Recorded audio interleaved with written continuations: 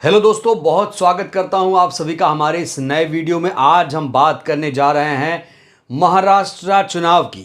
महाराष्ट्र चुनाव में खास तौर से महायुति गठबंधन में इस समय बगावत शुरू हो गई है। एनडीए में टूट फूट पड़ती हुई नजर आ रही है, क्योंकि एनसीपी नेता अजीत पवार ने योगी का खुले तौर पर विरोध करना शुरू कर दिया है। योगी के खिलाफ अजीत पवार ने मोर्चा खोल दिया है। बड़ा सवाल, आखिर योगी के खिलाफ मोर्चा क्यों खोला अजीत पवार ने?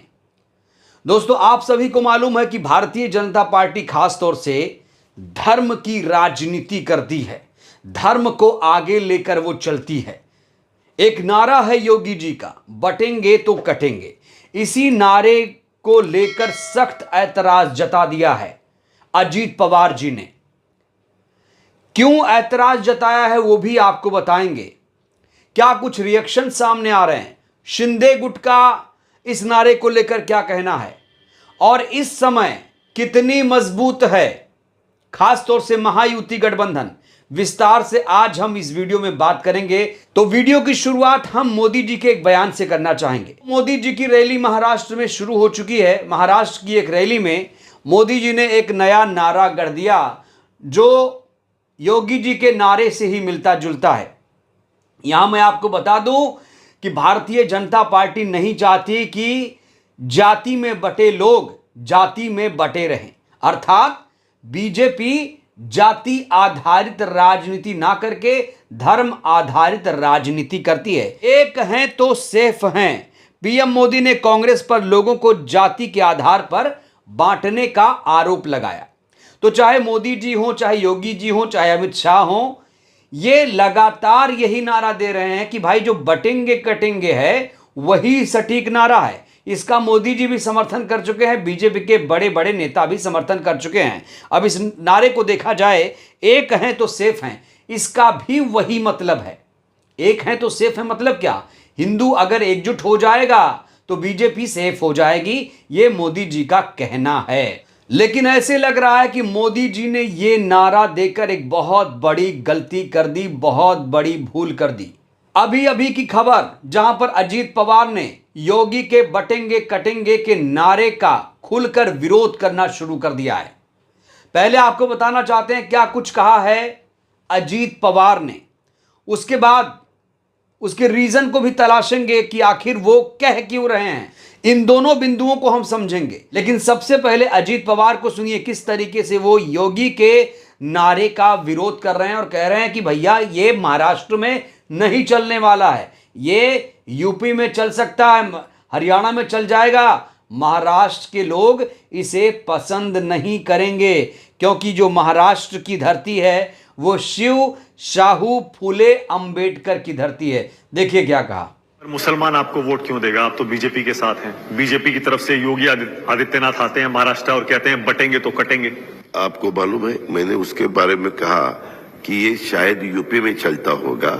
महाराष्ट्र के लोग अलग विचारधाराओं के हैं, अलग विचार करते हैं, हम सब साथ साथ रहते हैं। हमारे यहाँ शिव शाहू फूले अम्बेडकर की विचारधारा। तो ये अजीत पवार का तेवर आपने देखा। वो अजीत पवार जो ऐसे लग रहा था कि चुपचाप सब सह लेंगे, लेकिन अब उनके तेवर से लग रहा है कि पानी जो है वो सर से ऊपर जा चुका है। पूरा बयान मैं आपको दिखाना चाहता हूं, ये देखिए। महाराष्ट्र के लोगों को ये पसंद नहीं।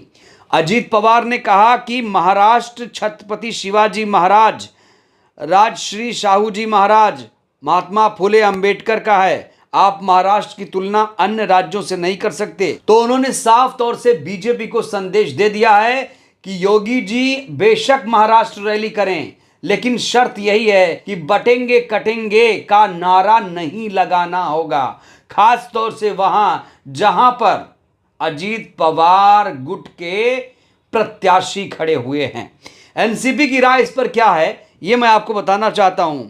योगी के बयान को लेकर एनसीपी प्रवक्ता बृजमोहन श्रीवास्तव ने कहा कि महाराष्ट्र का मतदाता सेकुलर है, यहां धर्म को लेकर बहुत कम मतदान होता है। इसका बहुत बड़ा उदाहरण पिछला चुनाव है। यहां धर्म को लेकर बहुत कम मतदान होता है। महाराष्ट्र का जो मतदाता है वो सेकुलर है और यहां पर सांप्रदायिक सौहार्द बिगाड़ने की कोशिश ना की जाए तो बेहतर होगा। अब बड़ा सवाल, आखिर अजीत पवार को बटेंगे कटेंगे नारे से ऐतराज क्यों है? यह अपने आप में बड़ा सवाल है, आप लोग भी सोच रहे होंगे।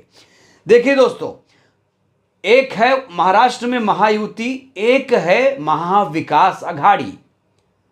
महायुति में कौन कौन है जान लीजिए। महायुति में है बीजेपी, एनसीपी जो है अजीत पवार गुट की एनसीपी है, और एकनाथ शिंदे गुट की शिवसेना महायुति में है। तो 3 पार्टियां इधर हो गई। महाविकास अघाड़ी में कांग्रेस पार्टी, शरद पवार गुट की एनसीपी है और उद्धव ठाकरे गुट की शिवसेना है। 3 पार्टियां इधर हो गई। महाराष्ट्र विधानसभा में अजीत पवार ने मनमाने तरीके से अपने उम्मीदवार उतारे हैं। कुछ एग्जाम्पल मैं आपके सामने रखना चाहता हूं। पहला एग्जाम्पल है बांद्रा पूर्व से जिशान सिद्दीकी। कहा जा रहा था कि बीजेपी नहीं चाहती थी कि जिशान सिद्दीकी बांद्रा पूर्व से एनसीपी के उम्मीदवार हों, लेकिन अजीत पवार ने यहां मुस्लिम कैंडिडेट को उतारकर बीजेपी की टेंशन बढ़ा दी। वहीं दोस्तों, अणु शक्ति नगर एक विधानसभा सीट है, यहां से सना मलिक को अजीत पवार ने अपना उम्मीदवार बनाया है। वहीं मानखुर्द शिवानगर से नवाब मलिक को उम्मीदवार बनाया गया है और यह भी बीजेपी के खिलाफ जाकर उन्होंने यह काम किया है। कहा जा रहा था कि बीजेपी को नवाब मलिक के उम्मीदवार बनने से ऐतराज था।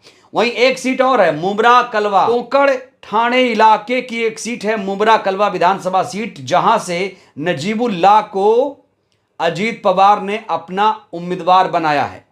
तो कई सारे ऐसे उम्मीदवार हैं अजीत पवार के जो मुस्लिम हैं, लेकिन बीजेपी के मुस्लिम उम्मीदवार नहीं हैं। इसीलिए बीजेपी इस तरह का नारा गढ़ती है कि हिंदू मुसलमान किसी तरीके से चुनाव हो जाए। और देखिए, ऐसा नहीं है कि सिर्फ योगी ही ऐसा नारा लगाते हैं। मोदी जी का यह बयान सुनिए, अलग अलग जातियों में बंटने से आप कमजोर हो जाएंगे या नहीं, आप जरा सोचिए। हम एक होकर कांग्रेस के खतरनाक खेल को खत्म करना है, यह मोदी जी का बयान है। ठीक वैसा ही बयान है, बटेंगे कटेंगे की जैसा ही बयान है। एक हैं तो सेफ हैं, ये सब कुछ वही है कि भैया जाति में ना बटो। जब बीजेपी को वोट देना है जाति में ना बटो, हिंदू बन के वोट कर दो, बीजेपी को जिता दो। इस बीच नवाब मलिक ने खुलकर मोदी का विरोध करना शुरू कर दिया। ऐसा मैं क्यों कह रहा हूं, यह बयान देखिए। हम अपने प्रचार में पीएम मोदी की फोटो नहीं लगाएंगे। एनसीपी नेता नवाब मलिक ने खुले तौर पर प्रधानमंत्री का विरोध कर दिया है। इसे विरोध ही कहा जाएगा, क्योंकि कहीं ना कहीं जो मोदी के चेहरे की चमक है दोस्तों, वो फीकी पड़ चुकी है। अब उसमें वो तेज नहीं रहा। अब मोदी जी का जो जादू है महाराष्ट्र में नहीं चलेगा। लोकसभा के चुनाव में भी आप लोगों ने ये देखा होगा। तो जिस तरीके से एनडीए में सिर्फ फुटअव्वल चल रही है, इसका सीधा सीधा फायदा महाविकास अघाड़ी को होगा। इस पूरे प्रकरण के बाद कांग्रेस की तेज तर्रार प्रवक्ता सुप्रिया श्रीनेत जी ने क्या लिखा, ये देखिए। बहुत महत्वपूर्ण, बहुत बड़ी बातें लिखी गई है, निष्कर्ष निकाल दिया है उन्होंने। क्या लिखा, महाराष्ट्र में बीजेपी गठबंधन में जबरदस्त सिर फुटबॉल चल रहा है। अजीत पवार ने न सिर्फ ये कहा कि नरेंद्र मोदी को मेरे इलाके में रैली करने की जरूरत नहीं, बल्कि योगी आदित्यनाथ के बटेंगे तो कटेंगे पर भी खरी खोटी सुनाई। सुप्रिया जी लिखती हैं, अजीत पवार महाराष्ट्र का मूड बखूबी समझ गए। महाविकास अघाड़ी की सरकार आ रही है, शायद इसलिए बीजेपी की नफरती सोच से किनारा कर रहे हैं।